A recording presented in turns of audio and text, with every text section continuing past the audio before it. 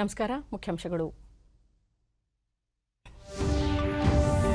ನ್ಯಾಸ್ಕಾಂ ತಂತ್ರಜ್ಞಾನ ನಾಯಕತ್ವ ವೇದಿಕೆ ಉದ್ದೇಶಿಸಿ ಭಾಷಣ. ಕೊರೋನಾ ಸಂಕಷ್ಟದ ನಡುವೆಯೂ ಐಟಿ ವಲಯದಿಂದ ದಾಖಲೆಯ ವಹಿವಾಟು. ಪ್ರಧಾನಿ ನರೇಂದ್ರ ಮೋದಿ ಮೆಚ್ಚುಗೆ.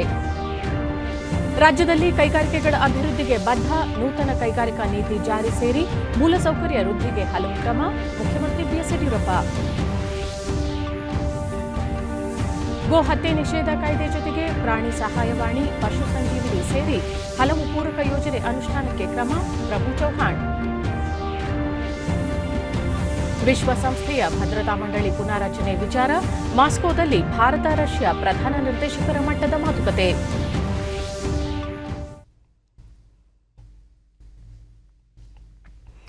ವಾರ್ತೆಗಳ ವಿವರ. ಪ್ರಧಾನಿ ನರೇಂದ್ರ ಮೋದಿ ಇದೀಗ ವಿಡಿಯೋ ಕಾನ್ಫರೆನ್ಸ್ ಮೂಲಕ ನ್ಯಾಸ್ಕಾಂ ತಂತ್ರಜ್ಞಾನ ಮತ್ತು ನಾಯಕತ್ವ ವೇದಿಕೆ ಎನ್ಟಿಎಲ್ಎಫ್ ಉದ್ದೇಶಿಸಿ ಭಾಷಣ ಮಾಡುತ್ತಿದ್ದಾರೆ.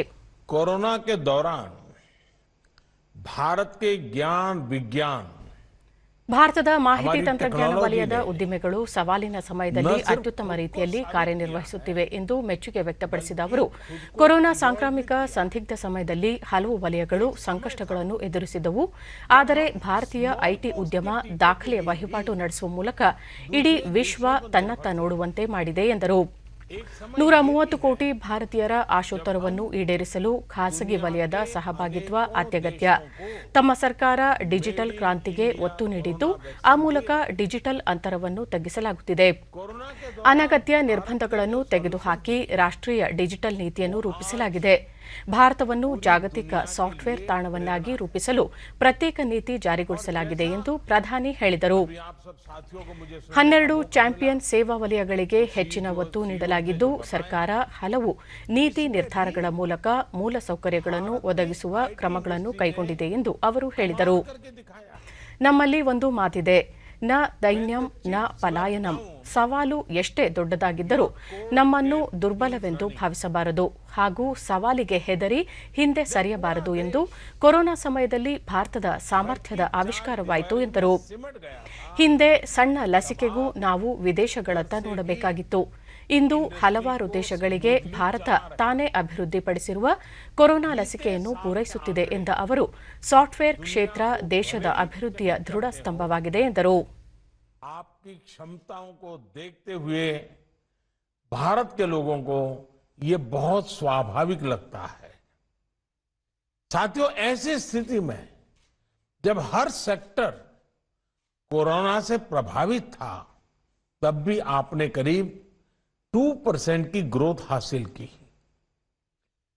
जब डी ग्रोथ की आशंकाएं जताई जा रही थी, तब भी अगर भारत की आईटी इंडस्ट्री अपने रेवेन्यू में $4 बिलियन और जोड़े तो ये सचमुच में प्रशंसनीय है और आप सारी टीम अभिनंदन के अधिकारी हैं.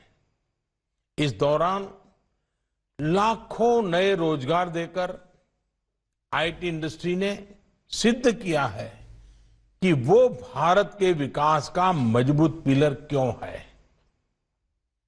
आज तमाम डेटा, हर इंडिकेटर ये दिखा रहे हैं कि आईटी इंडस्ट्री का ये ग्रोथ मोमेंटम ऐसे ही नई बुलंदियां छूने वाला है. This is our first ever virtual forum connecting.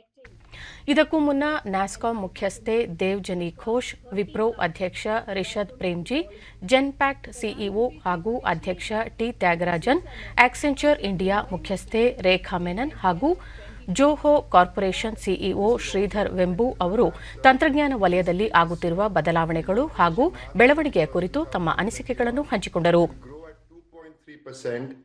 It will add $4 billion in revenue and create net new jobs of 138,000 people. And more importantly, it truly illustrates the ability to build policies that can support the growth of this industry over the very long term.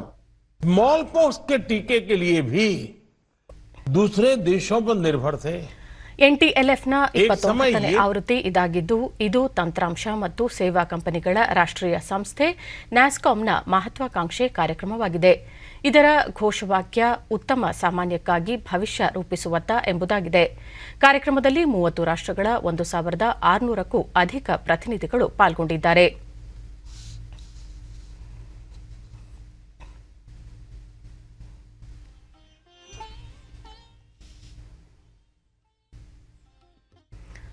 ಪ್ರಧಾನಿ ನರೇಂದ್ರ ಮೋದಿಯವರು ಇದೀಗ video conference ಮೂಲಕ ನ್ಯಾಸ್ಕಾಂ ತಂತ್ರಜ್ಞಾನ ಮತ್ತು ನಾಯಕತ್ವ ವೇದಿಕೆಯಲ್ಲಿ ಭಾಷಣ ಮಾಡುತ್ತಿದ್ದಾರೆ. ಇದರ ನೇರ ಪ್ರಸಾರ.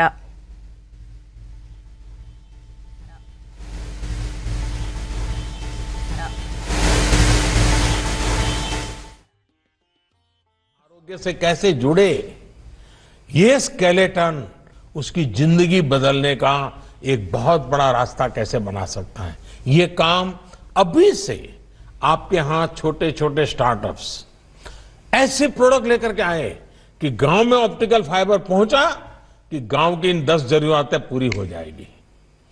गांव के अंदर ऑप्टिकल फाइबर पहुंचा, गांव के बच्चों के जीवन में ये चीज बदलाव लाने के लिए मेरे पास रेडी है. आप देखिए कितना बड़ा अवसर है, कितना बड़ा अवसर है. और इसलिए मैं आपको निमंत्रण देता हूं कि सरकार इस काम को कर रही है. आप सोचिए, ಫಾಸ್ಟ್ಯಾಗ್ ಜಾರಿ ಸಾರಿಗೆ ಸೌಕರ್ಯವನ್ನು ಉತ್ತಮಗೊಳಿಸುವ ಉದ್ದೇಶ ಹೊಂದಿದೆ. ಟೋಲ್ಗಳಲ್ಲಿ ವಾಹನ ದಟ್ಟಣೆ ತಗ್ಗಿಸಲು ಇದನ್ನು ಹೊರತುಪಡಿಸಿ ಬೇರೆ ಮಾರ್ಗವಿಲ್ಲ ಎಂದು ಭೂ ಸಾರಿಗೆ ಮತ್ತು ಹೆದ್ದಾರಿ ಖಾತೆ ಸಚಿವ ನಿತಿನ್ ಗಡ್ಕರಿ ಹೇಳಿದ್ದಾರೆ. ಚೆನ್ನೈನಲ್ಲಿ ಸುದ್ದಿಗಾರರೊಂದಿಗೆ ಮಾತನಾಡಿದ ಅವರು, ಸರ್ಕಾರ ಡೀಸೆಲ್, ಪೆಟ್ರೋಲ್ ಬದಲಿಗೆ ಪರ್ಯಾಯ ಇಂಧನಗಳ ಬಳಕೆಗೆ ಹೆಚ್ಚಿನ ಉತ್ತೇಜನ ನೀಡುತ್ತಿದೆ. ಆ ನಿಟ್ಟಿನಲ್ಲಿ ಸಣ್ಣ, ಮಧ್ಯಮ ವಲಯದ ಕೈಗಾರಿಕೆಗಳಲ್ಲಿ ಹೆಚ್ಚಿನ ಸಂಶೋಧನೆ ಹಾಗೂ ಅಭಿವೃದ್ಧಿ ಕಾರ್ಯಗಳು ನಡೆಯಬೇಕಿದೆ ಎಂದರು. ಆತ್ಮನಿರ್ಭರ ಯೋಜನೆಯಡಿ ಕೈಗಾರಿಕೆಗಳು ಉತ್ತಮ ವಿನ್ಯಾಸ ಮತ್ತು ರಫ್ತು ಉತ್ತೇಜನಕ್ಕೆ ಗುಣಮಟ್ಟದ ಸಂಸ್ಕರಣಾ ಮಾನದಂಡಗಳಿಗೆ ಆದ್ಯತೆ ನೀಡಬೇಕು. ಆಟೋಮೊಬೈಲ್ ವಲಯಕ್ಕೆ ಮುಂದಿನ 5 ವರ್ಷಗಳಲ್ಲಿ 10 ಲಕ್ಷ ಕೋಟಿ ರೂಪಾಯಿ ಗುರಿ ನಿಗದಿಪಡಿಸಲಾಗಿದೆ. ಭವಿಷ್ಯದಲ್ಲಿ ಎಲೆಕ್ಟ್ರಿಕ್ ವಾಹನಗಳಿಗೆ ಭಾರೀ ಬೇಡಿಕೆ ಎದುರಾಗಲಿದೆ ಎಂದು ಅವರು ಹೇಳಿದರು. ಚಾಲಕರಹಿತ ವಾಹನಗಳ ಉತ್ತೇಜನಕ್ಕೆ ಸರ್ಕಾರ ಒತ್ತು ನೀಡುವುದಿಲ್ಲ. ಕಾರಣ ಇದು ಲಕ್ಷಾಂತರ ಮಂದಿಯ ಉದ್ಯೋಗ ಕಸಿದುಕೊಳ್ಳುತ್ತದೆ. ಸದ್ಯ 22 ಲಕ್ಷ ಚಾಲಕರ ಅಗತ್ಯವಿದೆ ಎಂದು ಗಡ್ಕರಿ ಹೇಳಿದರು. ಶಿವಮೊಗ್ಗ ಜಿಲ್ಲೆಯ ಭದ್ರಾವತಿ ತಾಲೂಕಿನ ಮಾಚೇನಹಳ್ಳಿ ಕೈಗಾರಿಕೆಗಳ ಸಂಘದ ರಜತ ಮಹೋತ್ಸವ ಕಟ್ಟಡಕ್ಕೆ ಮುಖ್ಯಮಂತ್ರಿ ಬಿಎಸ್ ಯಡಿಯೂರಪ್ಪ ಇಂದು ಶಂಕುಸ್ಥಾಪನೆ ನೆರವೇರಿಸಿದರು.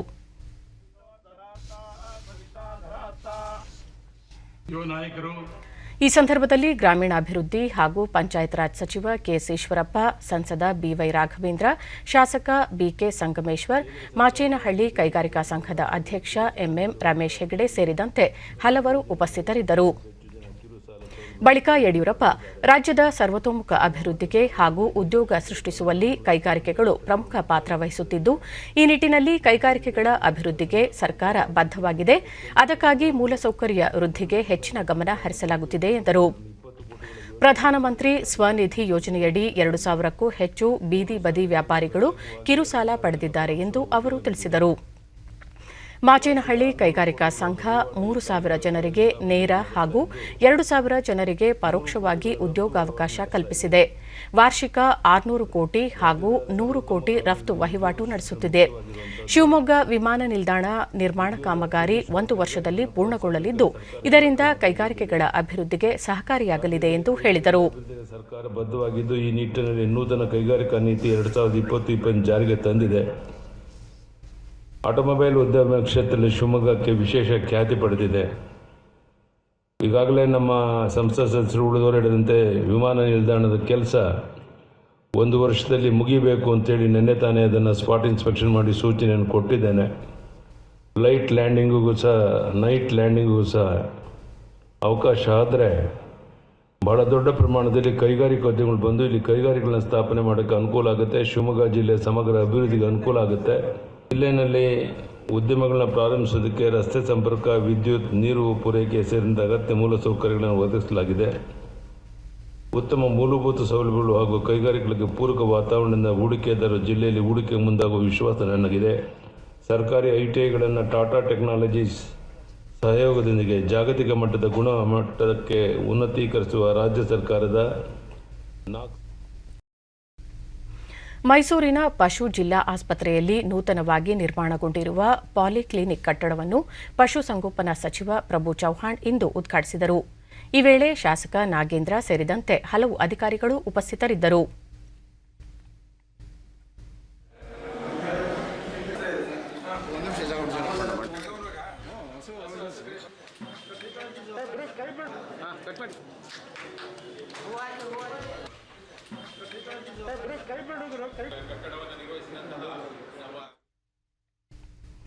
ಬಳಿಕ ಸಚಿವರು ಕರ್ನಾಟಕ ಜಾನುವಾರು ಹತ್ಯೆ ಪ್ರತಿಬಂಧಕ ಮತ್ತು ಸಂರಕ್ಷಣಾ ಕಾಯ್ದೆ ಜಾರಿಯಾದ ಬೆನ್ನಲ್ಲೇ ಪ್ರಾಣಿ ಸಹಾಯವಾಣಿ, ಪಶು ಸಂಜೀವಿನಿ ಸೇರಿದಂತೆ ಹಲವು ಯೋಜನೆಗಳನ್ನು ಅನುಷ್ಠಾನಗೊಳಿಸಲು ಕ್ರಮ ಕೈಗೊಂಡಿದೆ ಎಂದರು.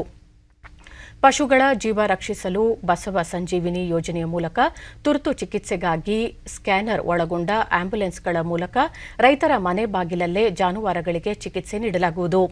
ಈಗಾಗಲೇ ರಾಜ್ಯದಲ್ಲಿ 15 ಜಿಲ್ಲೆಗಳಲ್ಲಿ ಈ ಯೋಜನೆ ಅನುಷ್ಠಾನಗೊಂಡಿದ್ದು, ಮುಂದಿನ ದಿನಗಳಲ್ಲಿ ಉಳಿದ ಜಿಲ್ಲೆಗಳಿಗೂ ಯೋಜನೆ ಜಾರಿಯಾಗಲಿದೆ ಎಂದರು. ನಾಗರಿಕರಾಗಲಿ ಫೋನ್ ಮಾಡಿದ್ರೆ ಅವ್ರ ಪೂರ್ತಿ ಮಾಹಿತಿ ಸಿಗಬೇಕು, ಅಥವಾ ನಮ್ಮ ಗೋಹತ್ಯೆ ಬಗ್ಗೆ ಯಾವ ನಮ್ಮ ಟ್ರಕ್ ಹೋಗ್ತಾ ಇದೆ ಅವ್ರಿಗೆ ಫೋನ್ ಮಾಡಿದ್ರೆ ನಮ್ಮ ಡಾಕ್ಟರ್ ಅಟೆಂಡ್ ಮಾಡಬೇಕು, ಪೊಲೀಸ್ ಕಂಪ್ಲೇಂಟ್ ಮಾಡಬೇಕು. ಈ ಥರ ನಾನು ಈ ಕೂಡ ವಾರೂಮ್ ಕೂಡ ಮಾಡ್ತಾ ಇದ್ದೀವಿ, ಗೋಶವಾಯ ಕೂಡ ನಾನು ಮಾಡ್ತಾ ಇದ್ದೀವಿ, ಪ್ರಾಣಿಗಳ ಮಂಡಳ ಆಗಿದೆ. ಈ ಥರ ಹಲವಾರು ನಾನು ಯೋಜನೆ ನಮ್ಮ ಪ್ರಾಣಿಗೆ ರಕ್ಷಣೆ ಆಗಬೇಕಾಗಿ ಮಾಡ್ತಾ ಇದ್ದೀವಿ. ಬೆಂಗಳೂರು ಹಾಗೂ ಮಂಗಳೂರಿನಲ್ಲಿ ಕೇರಳ ಮೂಲದ ವಿದ್ಯಾರ್ಥಿಗಳಲ್ಲಿ ಕೊರೋನಾ ಸೋಂಕು ಕಾಣಿಸಿಕೊಂಡ ಹಿನ್ನೆಲೆಯಲ್ಲಿ ಆರೋಗ್ಯ ಇಲಾಖೆ ಹೊಸ ಕೊರೋನಾ ನಿಯಂತ್ರಣ ಮಾರ್ಗಸೂಚಿ ಹೊರಡಿಸಿದೆ ಎಂದು ಆರೋಗ್ಯ ಸಚಿವ ಡಾ ಕೆ ಸುಧಾಕರ್ ತಿಳಿಸಿದ್ದಾರೆ. ಅವರು ತಮ್ಮ ಟ್ವೀಟ್ ಸಂದೇಶದಲ್ಲಿ ಶೈಕ್ಷಣಿಕ ಸಂಸ್ಥೆಗಳ ಹಾಸ್ಟೆಲ್, ವಸತಿ, ಶಾಲಾ ಕಾಲೇಜುಗಳಲ್ಲಿ 5ಕ್ಕಿಂತ ಹೆಚ್ಚು ಕೊರೋನಾ ಪ್ರಕರಣ ಪತ್ತೆಯಾದರೆ ಅದನ್ನು ಕಂಟೈನ್ಮೆಂಟ್ ವಲಯ ಎಂದು ಘೋಷಿಸಲಾಗುವುದು. ಕೇರಳದಿಂದ ರಾಜ್ಯಕ್ಕೆ ಆಗಮಿಸುವ ಪ್ರಯಾಣಿಕರು 72 ಗಂಟೆಗಳಿಗಿಂತ ಹಳೆಯದಲ್ಲದ ಆರ್ಟಿಪಿಸಿಆರ್ ವರದಿಯನ್ನು ಕಡ್ಡಾಯವಾಗಿ ಹೊಂದಿರಬೇಕು ಎಂದು ತಿಳಿಸಿದ್ದಾರೆ. ಆರೋಗ್ಯ ಇಲಾಖೆ ಮಾರ್ಗಸೂಚಿ ಪ್ರಕಾರ ಕೇರಳದಿಂದ ಬಂದವರಲ್ಲಿ ಕೋವಿಡ್ ಪಾಸಿಟಿವ್ ಕಂಡುಬಂದರೆ ಅವರ ಮಾದರಿಯನ್ನು ಜಿನೋಮ್ ಸೀಕ್ವೆನ್ಸ್ಗೆ ಒಳಪಡಿಸಿ ಹೆಚ್ಚಿನ ಪರೀಕ್ಷೆ ನಡೆಸಲಾಗುವುದು. ಕೇರಳದಿಂದ ರಾಜ್ಯಕ್ಕೆ ದಿನನಿತ್ಯ ಬಂದು ಹೋಗುವ ವಿದ್ಯಾರ್ಥಿಗಳಿದ್ದರೆ ಪ್ರತಿ 15 ದಿನಕ್ಕೊಮ್ಮೆ ಕೋವಿಡ್ ಪರೀಕ್ಷೆ ನಡೆಸಬೇಕು. ರಾಜ್ಯದ ವಿವಿಧ ಹಾಸ್ಟೆಲ್ಗಳಲ್ಲಿ ಇರುವ ಕೇರಳ ಮೂಲದ ವಿದ್ಯಾರ್ಥಿಗಳು ಬಲವಾದ ಕಾರಣಗಳಿಲ್ಲದಿದ್ದಲ್ಲಿ ಆಗಾಗ್ಗೆ ತಮ್ಮ ಮನೆಗೆ ಹೋಗಿ ಬರುವುದಕ್ಕೆ ತಡೆ ನೀಡಲಾಗುವುದು ಎಂದು ಮಾರ್ಗಸೂಚಿಯಲ್ಲಿ ಸ್ಪಷ್ಟಪಡಿಸಿದೆ. ಸಾರ್ವಜನಿಕರು ಸಣ್ಣ ಪುಟ್ಟ ಕೆಲಸಗಳಿಗೂ ಜಿಲ್ಲಾಧಿಕಾರಿಗಳು ಹಾಗೂ ತಹಶೀಲ್ದಾರ್ ಕಚೇರಿಗಳಿಗೆ ಅಲೆಯುವುದನ್ನು ತಪ್ಪಿಸಲು ಕಂದಾಯ ಇಲಾಖೆ ಜಿಲ್ಲಾಧಿಕಾರಿಗಳ ನಡೆ ಹಳ್ಳಿಗಳ ಕಡೆ ಎಂಬ ನೂತನ ಕಾರ್ಯಕ್ರಮವನ್ನು ಹಮ್ಮಿಕೊಳ್ಳಲಾಗಿದೆ ಎಂದು ಕಂದಾಯ ಸಚಿವ ಆರ್ ಅಶೋಕ ಬೆಂಗಳೂರಿನಲ್ಲಿ ನಿನ್ನೆ ತಿಳಿಸಿದ್ದಾರೆ. ಕಂದಾಯ ಇಲಾಖೆಯ ಅಧಿಕಾರಿಗಳು ಗ್ರಾಮಗಳಿಗೆ ಭೇಟಿ ನೀಡಿ ಅಲ್ಲಿಯೇ ವಾಸ್ತವ್ಯ ಹೂಡಲಿದ್ದಾರೆ. ಈ ಸಂದರ್ಭದಲ್ಲಿ ಅವರು ಪಹಣಿಯಲ್ಲಿನ ದೋಷಗಳು, ಪಹಣಿ ಕಲಂ ಮತ್ತು ಆಕಾರ್ ಬಂದ್ ತಾಳೆ ಹೊಂದಿರುವ ಬಗ್ಗೆ ಖಚಿತಪಡಿಸಿಕೊಳ್ಳುವುದರೊಂದಿಗೆ ಸಾರ್ವಜನಿಕರಿಗೆ ದೊರೆಯಬಹುದಾದ ಸವಲತ್ತುಗಳ ಬಗ್ಗೆ ಅರಿವು ಮೂಡಿಸುತ್ತಾರೆ ಎಂದರು. ರಾಜ್ಯದಲ್ಲಿರುವ ತಾಂಡ, ಹಟ್ಟಿ, ದೊಡ್ಡಿ, ಹಾಡಿ, ಕಾಲೋನಿ ಹಾಗೂ ಇನ್ನಿತರೆ ದಾಖಲೆ ರಹಿತ ಜನವಸತಿ ಪ್ರದೇಶಗಳನ್ನು ಕಂದಾಯ ಗ್ರಾಮಗಳನ್ನಾಗಿ ಪರಿವರ್ತಿಸಲಾಗುವುದು. ರಾಜ್ಯದಲ್ಲಿ ಈವರೆಗೆ ಒಟ್ಟು 2741 ದಾಖಲೆ ರಹಿತ ಜನವಸತಿಗಳನ್ನು ಕಂದಾಯ ಗ್ರಾಮಗಳನ್ನಾಗಿ ಪರಿವರ್ತಿಸಲು ಗುರುತಿಸಲಾಗಿದೆ ಎಂದು ಸಚಿವರು ಮಾಹಿತಿ ನೀಡಿದರು. ರಾಜ್ಯ ಆಯವ್ಯಯದಲ್ಲಿನ ಯುವ ಸಬಲೀಕರಣಕ್ಕೆ ಹೆಚ್ಚಿನ ಒತ್ತು ನೀಡಲಾಗುವುದು. ರಾಜ್ಯದಲ್ಲಿರುವ 2.5 ಕೋಟಿ ಯುವ ಜನತೆಯ ದೈಹಿಕ ಕ್ಷಮತೆಯನ್ನು ಗಮನದಲ್ಲಿರಿಸಿಕೊಂಡು ಅಧಿಕಾರಿಗಳು ಕೆಲಸ ಮಾಡಬೇಕು ಎಂದು ಯುವ ಸಬಲೀಕರಣ ಮತ್ತು ಕ್ರೀಡಾ ಸಚಿವ ನಾರಾಯಣಗೌಡ ಬೆಂಗಳೂರಿನಲ್ಲಿ ನಿನ್ನೆ ತಿಳಿಸಿದ್ದಾರೆ. ಎಲ್ಲಾ ಜಿಲ್ಲೆಗಳ ಯುವ ಸಬಲೀಕರಣ ಮತ್ತು ಕ್ರೀಡಾ ಇಲಾಖೆಯ ರಾಜ್ಯ ಮಟ್ಟದ ಪ್ರಗತಿ ಪರಿಶೀಲನೆ ಸಭೆ ನಡೆಸಿದ ಅವರು ರಾಜ್ಯದಲ್ಲಿ ನಡೆಯುತ್ತಿರುವ ಅಪರಾಧ ಚಟುವಟಿಕೆಗಳಲ್ಲಿ 50% ಯುವಕರೇ ಇರುವುದು ಕಳವಳಕಾರಿ ಸಂಗತಿ. ಅದನ್ನು ತಡೆಯುವ ನಿಟ್ಟಿನಲ್ಲಿ ಯುವಜನತೆಯಲ್ಲಿ ಜಾಗೃತಿ ಮೂಡಿಸಲು ಇಲಾಖೆ ವತಿಯಿಂದ ಕಾರ್ಯಕ್ರಮ ರೂಪಿಸಬೇಕು. ರಾಜ್ಯ ದೇಶದ ಅಭಿವೃದ್ಧಿಗೆ ಯುವ ಸಮುದಾಯವನ್ನು ಸಮರ್ಪಕವಾಗಿ ಬಳಸಿಕೊಳ್ಳಬೇಕು ಎಂದರು. ಪ್ರತಿ ಜಿಲ್ಲೆಯಲ್ಲಿ ಯುವಕರಿಗಾಗಿ ಉದ್ಯೋಗ ಮೇಳ ಆಯೋಜಿಸಬೇಕು. ಯುವಕರಲ್ಲಿನ ಕೌಶಲ್ಯತೆ ಗುರುತಿಸಿ ಯುವಜನ ಸಂಘಗಳ ಮೂಲಕ ಸರ್ಕಾರದ ನೆರವು ನೀಡಿ ಸ್ಥಳೀಯವಾಗಿ ಉದ್ಯೋಗ ಆರಂಭಿಸುವಂತಾಗಬೇಕು. ಯುವ ಸಬಲೀಕರಣಕ್ಕಾಗಿ ಏನೇನು ಕಾರ್ಯಕ್ರಮ ರೂಪಿಸಬೇಕು, ಸರ್ಕಾರದಿಂದ ಏನೇನು ನೆರವು ಅಗತ್ಯವಿದೆ ಎಂಬ ಪ್ರಸ್ತಾವನೆಯನ್ನು ವಾರದೊಳಗೆ ಸಲ್ಲಿಸಲು ಸೂಚನೆ ನೀಡಲಾಗುವುದು ಎಂದು ತಿಳಿಸಿದರು. ಕೇಂದ್ರ ಹಣಕಾಸು ಸಚಿವೆ ನಿರ್ಮಲಾ ಸೀತಾರಾಮನ್ ಭಾರತೀಯ ರಿಸರ್ವ್ ಬ್ಯಾಂಕಿನ ಕೇಂದ್ರೀಯ ಮಂಡಳಿಯ ನಿರ್ದೇಶಕರೊಂದಿಗೆ ಸಮಾಲೋಚನೆ ನಡೆಸಿದರು.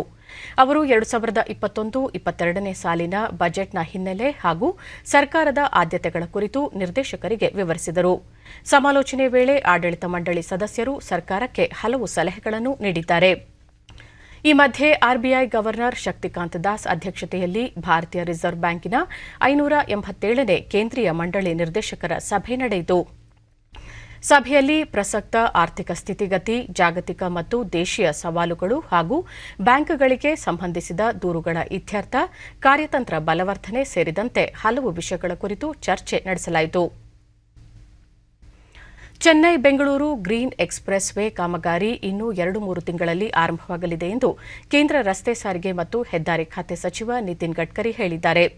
ಚೆನ್ನೈನಲ್ಲಿ ನಿನ್ನೆ ರಸ್ತೆ ಸುರಕ್ಷತೆಗೆ ಸಂಬಂಧಿಸಿದ ಯೋಜನೆಯನ್ನು ಉದ್ಘಾಟಿಸಿದ ಅವರು, ತಮಿಳುನಾಡು ರಸ್ತೆ ಅಪಘಾತಗಳನ್ನು 50% ಪ್ರಮಾಣದಲ್ಲಿ ತಗ್ಗಿಸುವಲ್ಲಿ ಯಶಸ್ವಿಯಾಗಿದೆ ಎಂದರು. ತಮಿಳುನಾಡು ಮಾದರಿಯಲ್ಲಿ ಇತರೆ ರಾಜ್ಯಗಳು ರಸ್ತೆ ಸುರಕ್ಷತಾ ಕ್ರಮಗಳನ್ನು ಜಾರಿಗೊಳಿಸಬೇಕು. ರಸ್ತೆಗಳ ಅಗಲ ವಿಸ್ತರಿಸುವುದು, ಅಪಘಾತ ಸ್ಥಳಗಳನ್ನು ಗುರುತಿಸುವುದು, ರಸ್ತೆ ಅಭಿವೃದ್ಧಿಯಲ್ಲಿ ಉತ್ಕೃಷ್ಟ ಎಂಜಿನಿಯರಿಂಗ್ ವಿಧಾನಗಳನ್ನು ಬಳಸುವುದು ಅತ್ಯಗತ್ಯ ಎಂದು ಹೇಳಿದರು. ರಸ್ತೆ ಅಪಘಾತಗಳಿಂದಾಗಿ 3-5% ಜಿಡಿಪಿ ನಷ್ಟವಾಗುತ್ತಿದೆ. ಮೆಟ್ರೋ ರೈಲು, ಜಲಮಾರ್ಗ, ಎಲೆಕ್ಟ್ರಿಕ್ ಬಸ್ಗಳನ್ನು ಸಾರ್ವಜನಿಕ ಸಾರಿಗೆಯಲ್ಲಿ ಹೆಚ್ಚಿನ ಪ್ರಮಾಣದಲ್ಲಿ ಬಳಕೆ ಮಾಡಬೇಕು ಎಂದು ನಿತಿನ್ ಗಡ್ಕರಿ ತಿಳಿಸಿದರು. Within a month we will receive other 2 packages bid. The work is targeted to award this year, but we are trying to award it as early as possible, even before code of conduct, but still we don't have the clearance from the forest and environment. That is the reason. The cost of this project is 15,000 crore. ದೇಶದಲ್ಲಿ COVID-19 ಸೋಂಕಿತರ ಸಂಖ್ಯೆಯಲ್ಲಿ ಗಣನೀಯ ಇಳಿಕೆ ಕಂಡುಬಂದಿದೆ. ಕಳೆದ 24 ಗಂಟೆಗಳಲ್ಲಿ ಹೊಸದಾಗಿ 11,610 corona ಸೋಂಕು ಪ್ರಕರಣಗಳು ದೃಢಪಟ್ಟಿವೆ. ಇದರೊಂದಿಗೆ ಕೋವಿಡ್-19 ಸೋಂಕಿತ ಪ್ರಕರಣಗಳ ಒಟ್ಟು ಸಂಖ್ಯೆ 1,10,37,320ಕ್ಕೆ ಏರಿಕೆಯಾಗಿದೆ. ದೇಶದಲ್ಲಿ ಒಟ್ಟು 1,36,549 ಸಕ್ರಿಯ ಪ್ರಕರಣಗಳಿದ್ದು, ಈ ಪ್ರಮಾಣ 1.25ಕ್ಕೆ ಇಳಿಕೆಯಾಗಿದೆ. ಇದುವರೆಗೂ ಒಟ್ಟು 1,06,44,858 ಮಂದಿ ಗುಣಮುಖರಾಗಿದ್ದು, ಚೇತರಿಕೆಯ ದರ 97.33ರಲ್ಲಿದೆ. ದೇಶದಲ್ಲಿ ಈವರೆಗೆ 1,55,913 ಮಂದಿ ಸಾವನ್ನಪ್ಪಿದ್ದು, ಮರಣ ಪ್ರಮಾಣ 1.43ರಷ್ಟಿದೆ.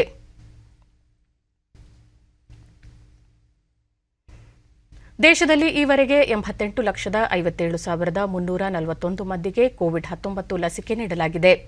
ನಿನ್ನೆ ಸಂಜೆಯವರೆಗೆ 88.5 ಲಕ್ಷಕ್ಕೂ ಅಧಿಕ ಆರೋಗ್ಯ ಕಾರ್ಯಕರ್ತರು ಮತ್ತು ಮುಂಚೂಣಿ ಸಿಬ್ಬಂದಿಗೆ ಲಸಿಕೆ ನೀಡಲಾಗಿದ್ದು, 61,29,745 ಆರೋಗ್ಯ ಕಾರ್ಯಕರ್ತರಿಗೆ ಮೊದಲನೇ ಡೋಸ್ ಹಾಗೂ 2,16,339 ಆರೋಗ್ಯ ಸಿಬ್ಬಂದಿಗೆ ಎರಡನೇ ಡೋಸ್ ಲಸಿಕೆ ನೀಡಲಾಗಿದೆ.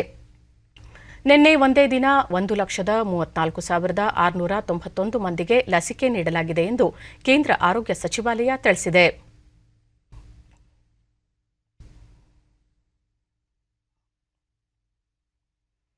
ವಿಶ್ವಸಂಸ್ಥೆಯ ಭದ್ರತಾ ಮಂಡಳಿ ಪುನಾರಚನೆಗೆ ಸಂಬಂಧಿಸಿದ ವಿಚಾರಗಳ ಕುರಿತು ಭಾರತ ಮತ್ತು ರಷ್ಯಾದ ಪ್ರಧಾನ ನಿರ್ದೇಶಕರ ಮಟ್ಟದ ಮಾತುಕತೆ ಮಾಸ್ಕೋದಲ್ಲಿ ನಿನ್ನೆ ನಡೆಯಿತು. ರಷ್ಯಾದ ವಿದೇಶಾಂಗ ವ್ಯವಹಾರಗಳ ಅಂತಾರಾಷ್ಟೀಯ ಸಂಘಟನೆ ಇಲಾಖೆ ನಿರ್ದೇಶಕ ಪೀಟರ್ ಇಲಿಚೇವ್ ನೇತೃತ್ವದ ರಷ್ಯಾ ನಿಯೋಗ ಹಾಗೂ ಯುಎನ್ಪಿ ಜಂಟಿ ಕಾರ್ಯದರ್ಶಿ ಪ್ರಕಾಶ್ ಗುಪ್ತಾ ನೇತೃತ್ವದ ಭಾರತದ ನಿಯೋಗ ಮಾತುಕತೆಯಲ್ಲಿ ಪಾಲ್ಗೊಂಡಿದ್ದವು. ಮಾಸ್ಕೋದಲ್ಲಿನ ಭಾರತದ ರಾಯಭಾರ ಕಚೇರಿಯ ಅಧಿಕಾರಿಗಳು ಸಭೆಯಲ್ಲಿ ಪಾಲ್ಗೊಂಡಿದ್ದರು. ವಿಶ್ವಸಂಸ್ಥೆಗೆ ಸಂಬಂಧಿಸಿದ ವಿವಿಧ ವಿಷಯಗಳ ಕುರಿತು ಸಭೆಯಲ್ಲಿ ಮಾತುಕತೆ ನಡೆಸಲಾಯಿತು.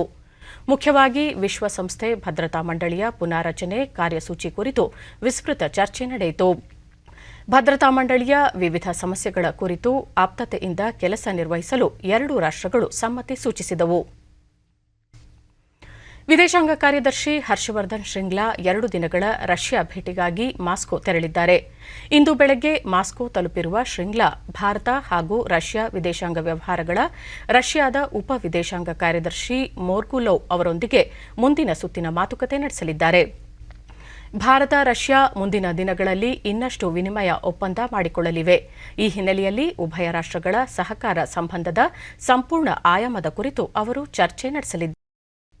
ಜೊತೆಗೆ ರಷ್ಯಾದ ಉಪವಿದೇಶಾಂಗ ಸಚಿವ ಸೆರ್ಗೈ ರಿಯಾಬ್ಕೋವ್ ಅವರು ಭೇಟಿಯಾಗಲಿದ್ದು ರಾಷ್ಟ್ರೀಯ ಹಾಗೂ ಅಂತಾರಾಷ್ಟ್ರೀಯ ಮಹತ್ವದ ವಿಚಾರಗಳ ಕುರಿತು ಮಾತುಕತೆ ನಡೆಸಲಿದ್ದಾರೆ.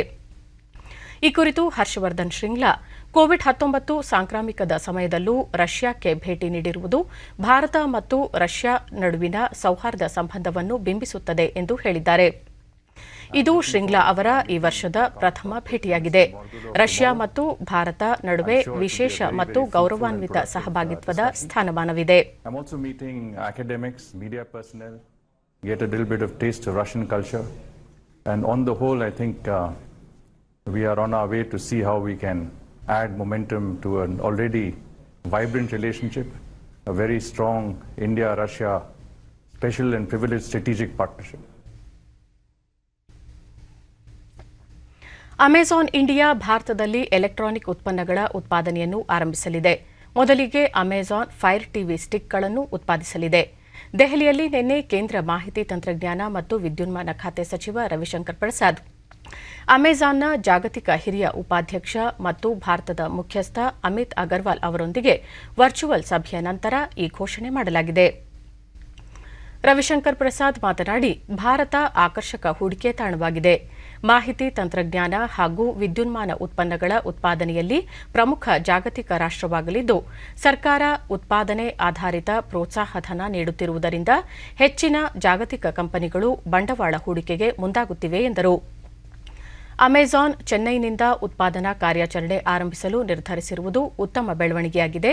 ಇದರಿಂದ ನಮ್ಮ ದೇಶೀಯ ಉತ್ಪಾದನಾ ಸಾಮರ್ಥ್ಯ ಹೆಚ್ಚಾಗಲಿದೆ ಹಾಗೂ ಹೆಚ್ಚಿನ ಉದ್ಯೋಗಾವಕಾಶಗಳು ಸೃಷ್ಟಿಯಾಗಲಿವೆ. ಜೊತೆಗೆ ಆತ್ಮನಿರ್ಭರ ಭಾರತ ಗುರಿ ಸಾಧನೆಗೆ ನೆರವಾಗಲಿದೆ ಎಂದರು.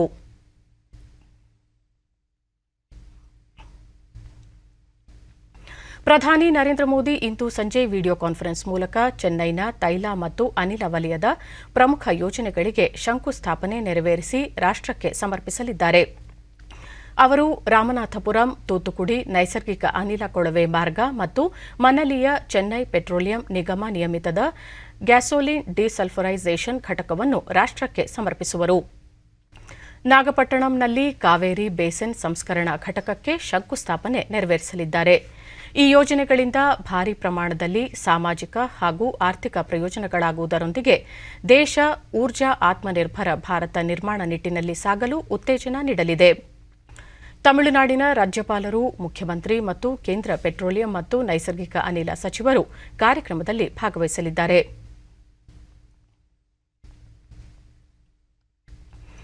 ನವೀಕೃತ ಫುಟ್ಬಾಲ್ ಮೈದಾನ ಮತ್ತು ಬ್ಯಾಸ್ಕೆಟ್ಬಾಲ್ ಕೋರ್ಟ್ ಸೇರಿದಂತೆ ರಾಷ್ಟ್ರಪತಿಗಳ ಎಸ್ಟೇಟ್ನಲ್ಲಿನ ರಾಷ್ಟ್ರಪತಿ ಭವನ ಕ್ರೀಡಾ ಸ್ಥಳವನ್ನು ರಾಷ್ಟ್ರಪತಿ ರಾಮನಾಥ್ ಕೋವಿಂದ್ ನಿನ್ನೆ ಉದ್ಘಾಟಿಸಿದರು. ಈ ಸಂದರ್ಭದಲ್ಲಿ ದುರ್ಬಲ ವರ್ಗದ ಮಕ್ಕಳಿಗಾಗಿ ಕಾರ್ಯನಿರ್ವಹಿಸುತ್ತಿರುವ ಟ್ರಸ್ಟ್ ಮೈ ಏಂಜಲ್ಸ್ ಅಕಾಡೆಮಿಯ ಮಕ್ಕಳ ಫುಟ್ಬಾಲ್ ಪಂದ್ಯ ನಡೆಯಿತು. ರಾಷ್ಟ್ರಪತಿ ಭವನದ ಸಿಬ್ಬಂದಿ ನೌಕರರ ಕುಟುಂಬಗಳ ಅಗತ್ಯತೆಗಳನ್ನು ಪೂರೈಸುವ ನಿಟ್ಟಿನಲ್ಲಿ ಕ್ರೀಡಾ ಸ್ಥಳದಲ್ಲಿ ಎಲ್ಲಾ ಬಗೆಯ ಆಧುನಿಕ ಸೌಲಭ್ಯಗಳನ್ನು ಕಲ್ಪಿಸಲಾಗಿದೆ.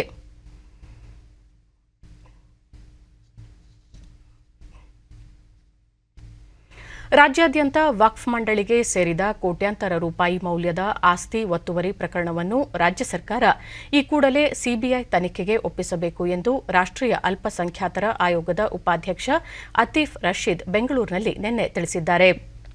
ಅಲ್ಪಸಂಖ್ಯಾತರ ಕಲ್ಯಾಣ ಕಾರ್ಯಕ್ರಮಗಳ ಕುರಿತು ಸರ್ಕಾರಿ ಮತ್ತು ಖಾಸಗಿ ಸಂಘ ಸಂಸ್ಥೆಗಳ ಪ್ರತಿನಿಧಿಗಳೊಂದಿಗೆ ಸಭೆ ನಡೆಸಿದ ಬಳಿಕ ಸುದ್ದಿಗೋಷ್ಠಿಯಲ್ಲಿ ಅವರು ಅಲ್ಪಸಂಖ್ಯಾತರ ಶೈಕ್ಷಣಿಕ ಮತ್ತು ಸಾಮಾಜಿಕ ಪ್ರಗತಿಗಾಗಿ 10 ಹಲವು ಕಾರ್ಯಕ್ರಮಗಳನ್ನು ರೂಪಿಸಲಾಗುತ್ತಿದೆ. ವಿದ್ಯಾರ್ಥಿ ವೇತನ ಇನ್ನಿತರ ಯೋಜನೆಗಳನ್ನು ರಾಜ್ಯ ಮತ್ತು ಕೇಂದ್ರ ಸರ್ಕಾರಗಳು ಮುಂದುವರೆಸುವ ಭರವಸೆ ಇದೆ ಎಂದು ಹೇಳಿದರು.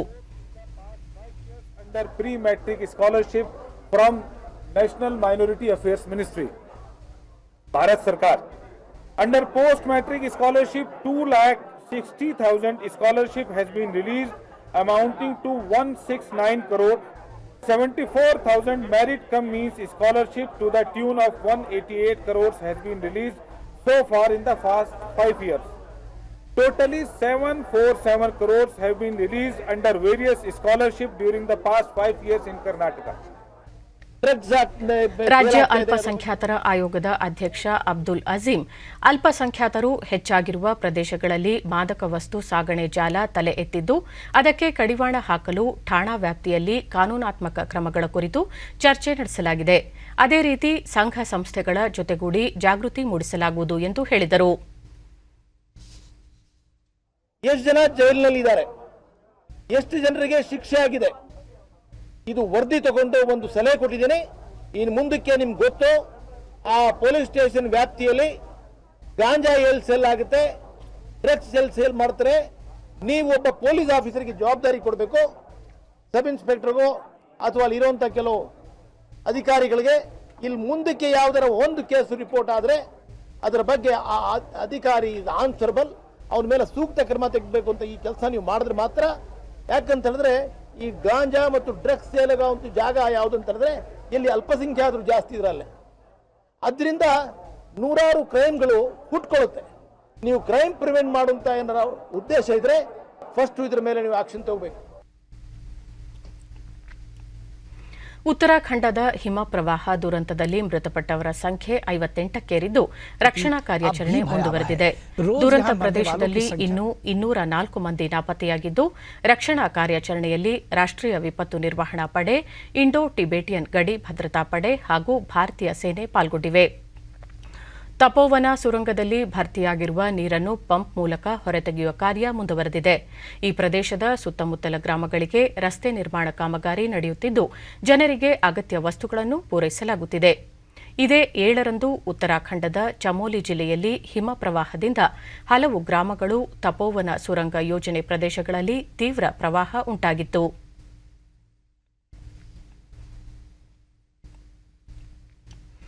ಇಟಲಿಯ ಇಟ್ನಾ ಜ್ವಾಲಾಮುಖಿ ಮಂಗಳವಾರ ರಾತ್ರಿ ಮತ್ತೊಮ್ಮೆ ಸ್ಫೋಟಿಸಿದೆ.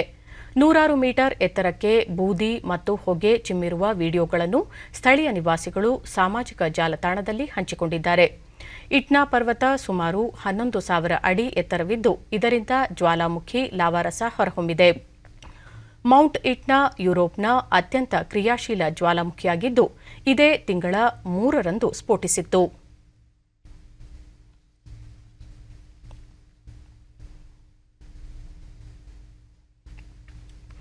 ಚನ್ನಪಟ್ಟಣದ ರೈಲ್ವೆ ನಿಲ್ದಾಣದಲ್ಲಿ ಚನ್ನಪಟ್ಟಣ ಗೊಂಬೆಗಳ ಪ್ರದರ್ಶನದ ಮೂಲಕ ಭಾರತೀಯ ಸಂಪ್ರದಾಯ ಗೊಂಬೆಗಳು ಮತ್ತು ಪ್ರತಿಭೆಯ ಪ್ರದರ್ಶನಕ್ಕೆ ಉತ್ತಮ ಕ್ರಮ ಕೈಗೊಳ್ಳಲಾಗಿದೆ ಎಂದು ಪ್ರಧಾನಿ ನರೇಂದ್ರ ಮೋದಿ ಹೇಳಿದ್ದಾರೆ. ರೈಲ್ವೆ ಸಚಿವ ಪಿಯೂಷ್ ಗೋಯಲ್ ಅವರು ಮಾಡಿರುವ ಟ್ವೀಟ್ಗೆ ಪ್ರಧಾನಿ ನರೇಂದ್ರ ಮೋದಿ ರೀಟ್ವೀಟ್ ಮಾಡಿದ್ದಾರೆ. ಚನ್ನಪಟ್ಟಣ ರೈಲ್ವೆ ನಿಲ್ದಾಣದಲ್ಲಿ ದೇಶೀಯ ಗೊಂಬೆಗಳು ಮತ್ತು ಕರಕುಶಲ ವಸ್ತುಗಳ ಪ್ರದರ್ಶನ ಕುರಿತಾದ ಚಿತ್ರಗಳನ್ನು ಪಿಯೂಷ್ ಗೋಯಲ್ ಟ್ವೀಟ್ ಮಾಡಿದ್ದು, ಆತ್ಮನಿರ್ಭರ ಭಾರತದಡಿ ಸ್ಥಳೀಯ ಗೊಂಬೆ ಉತ್ಪಾದನಾ ಕ್ಲಸ್ಟರ್ಗೆ ಇದು ಉತ್ತೇಜನ ನೀಡುತ್ತದೆ ಎಂದು ಅವರು ತಿಳಿಸಿದ್ದಾರೆ.